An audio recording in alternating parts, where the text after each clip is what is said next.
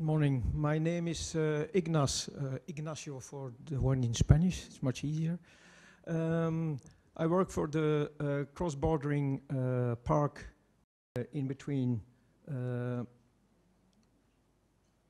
You see the Flemish part of it and the Dutch part of it. This is the border. It lies near Antwerp, big city of Flanders. So you got a lot of recreation in the area. This is the habitat. It's designated as habitat directive, as well the Flemish part as the Dutch part. It was established in 2002 as a Grenspark. It was at that time 4,000 hectares, but at 2009 we enlarged it into 6,000 hectares. The whole 6,000 hectares is also designated as bird directive. And only this part is habitat directive. The habitat types are the land dune, inland land dunes in our cross-bordering park, as well on both sides.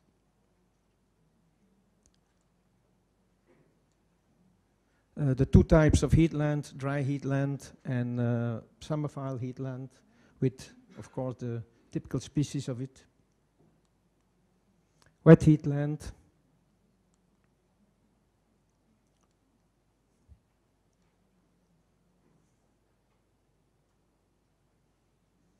And oligotrophic standing water.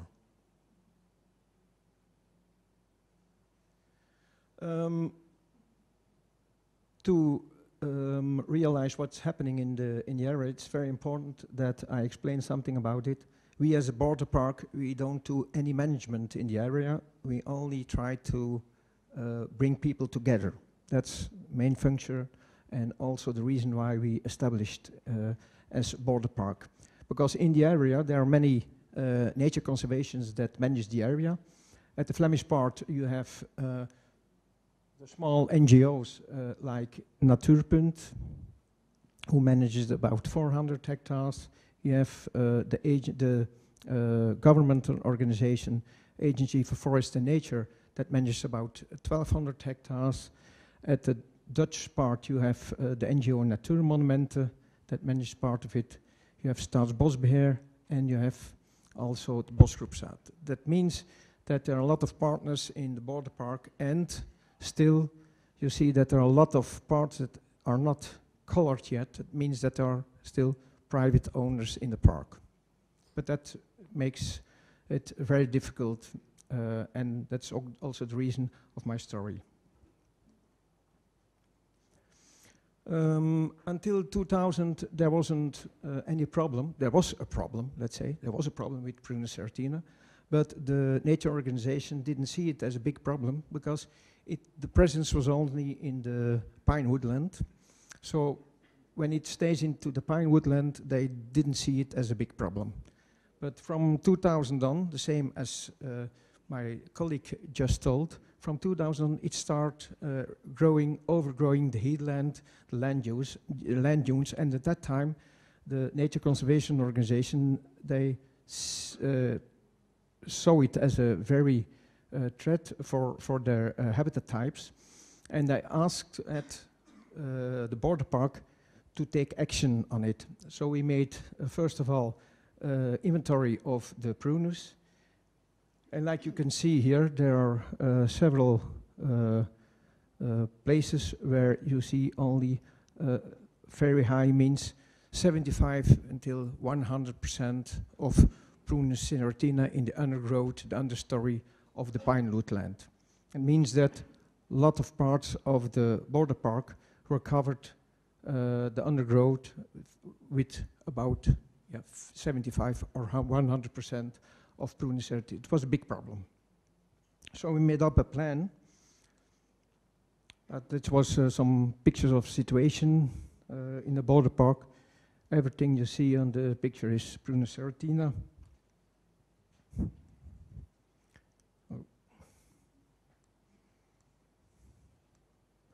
Here, the overgrowing of the heathland was going slowly, but was increasing enormously after a few years. And then the problems. We had the problems with the ownership. That was a big problem. We could only try to eradicate the Prunus serotina when we could do it in the whole park, not only on the property of the nature organizations. So we made up a LIFE project that was approved in 2006 and run until 2011.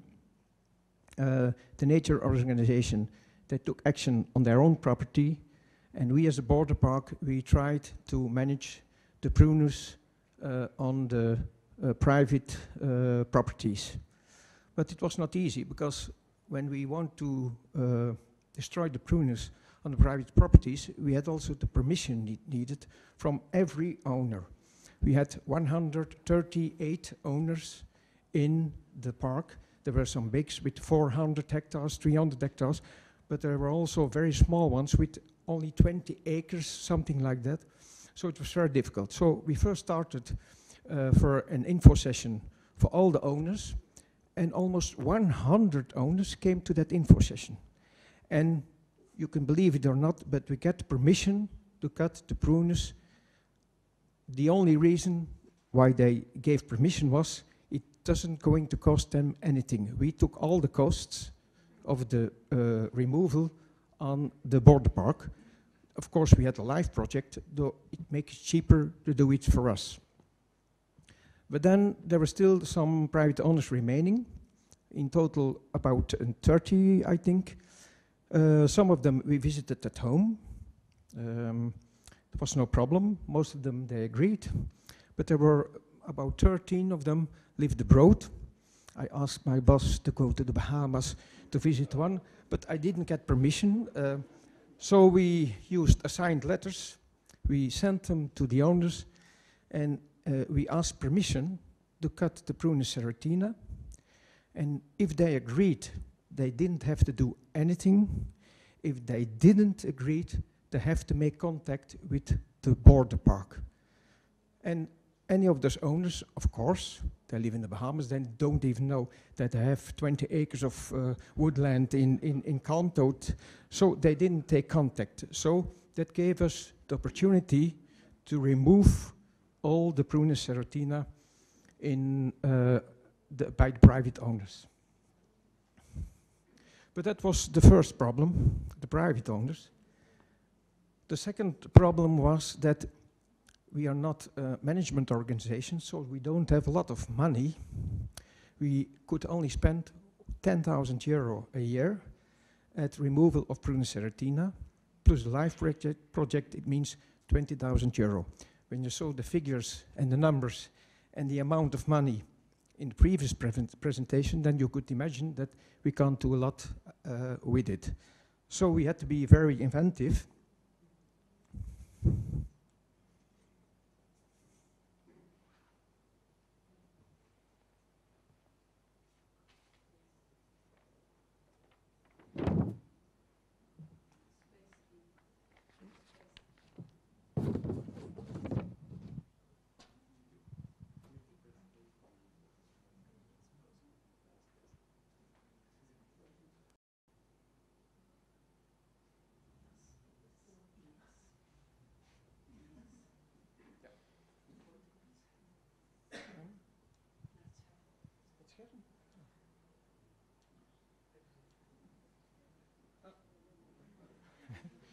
But I can go on with the thing.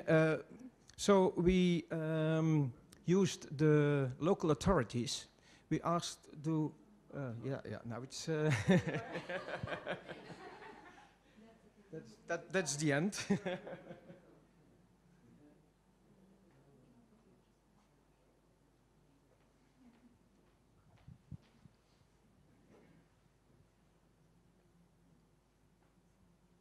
So we started in 2005, but we used local authorities. We tried with the local authorities to write down in the newsletter that we were looking for people who want firewood for free. instead they have to do something. They were obliged to follow 3 info sessions. First info session we held was the theoretical one, where we explained what is an invasive alien species and why do we have to eradicate it. The second one was which method they had to use if they want to get the free firewood, of course. And the third one was a field visit where we visited some parts of the woodland with 100% of Prunus serotina and well-developed woodland, so they could see the difference between it, and they know what they were doing.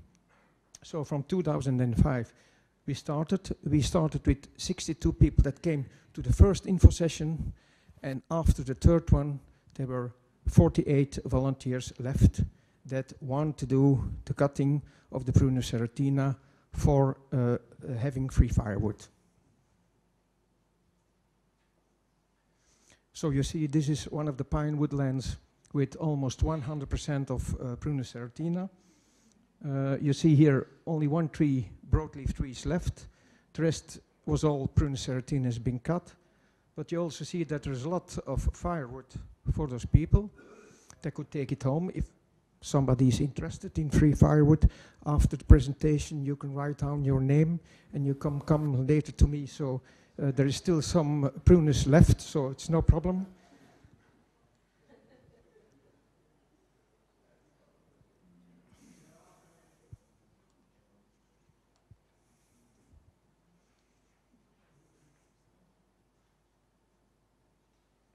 We also asked at the volunteers that they do the first review after 1 year of the regrowth. It looks a bit like this, but normally when they do the treat, they treated it with glyphosate. So when they do the treatment well, they don't have to come back. But sometimes they forgot 1 or 2 stumps and they have to come back to do the regrowth. That was one of the conditions we asked them. And then, of course, like my colleague told, it's not enough because all the seedlings start growing. So you have to do, after 3 years, again, removal. So the pinewood land looks after 3 years. You think after the first or the second year, you have removed everything. You indeed have removed everything, but then the seedlings come up. And we had the same problem with the less of money. We had to find some ideas to remove this. And instead of working with contractors, we again used the local authorities, and we hired some job students during the months of July and August. It's much cheaper than working with a contractor. We used every year about 10, 15 job students we hired in for 1 month, and they were pulling out the Prunus serotina.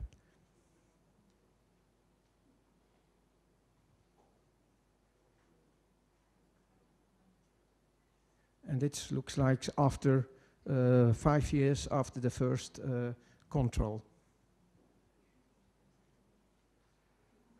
But very important for us was that after this period we had a lot of ambassadors, a lot of people. The 48 volunteers that worked on the Prunus serotina, they did it for free because they get the firewood, of course. But even now, in 2016, some of them still are coming every year to cut down some parts of Prunus serotina. They did it even in their garden. They did it in the garden of their grandma, the grandfathers, and every family. They see it everywhere, the Prunus, not only in the nature reserve, but also outside. And they start removing it not only at our Grants Park. From 2015-14, we had a new life project going on, 14 to 2019, and now we used another method because glyphosate is, by some public authorities, it can't be used anymore. So we use the pull-out of the trees at this moment. And afterwards, sheep grazing, and I can show you some effects of the sheep grazing. This is a fence where there has been sheep grazing for the seedlings. After 1 year, this has not been grazing.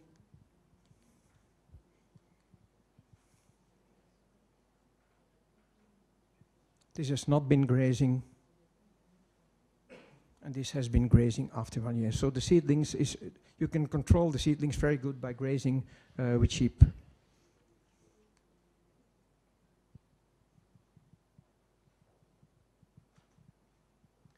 And at this time, 2016, this is what we approved in the time. Over here there is a lot of Prunus serotina, but all the removal is in the new life project that's still going on. So within 3-4 years this will be removed. And we still have only one problem over here at the Dutch side of our park. And it's a more historical situation. I don't do any political statement here, but we have a large Jewish community in Antwerp. And when somebody dies, it's not allowed in Belgium to bury, to have a private graveyard in Belgium. So the Jewish community, they bought a lot of land just over the border, close to Antwerp. It are all, not all, but most of them private graveyards.